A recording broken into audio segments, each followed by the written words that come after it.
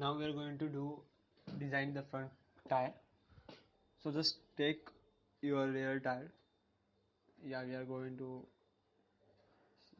do some changes over rear tire, and you will get your front tire. Yeah, this is your front tire, so rear tire. And after removing that sprocket, you will get your front tire. It is very basic. So if you want to see the video, then you can see it, or otherwise you can skip this part for saving your time.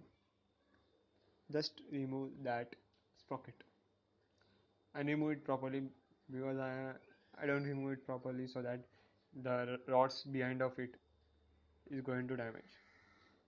See, the rods damages.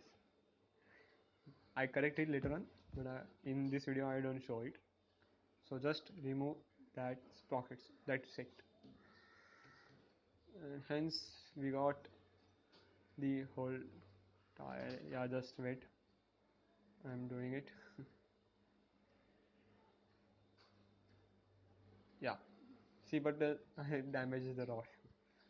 Be careful. Okay.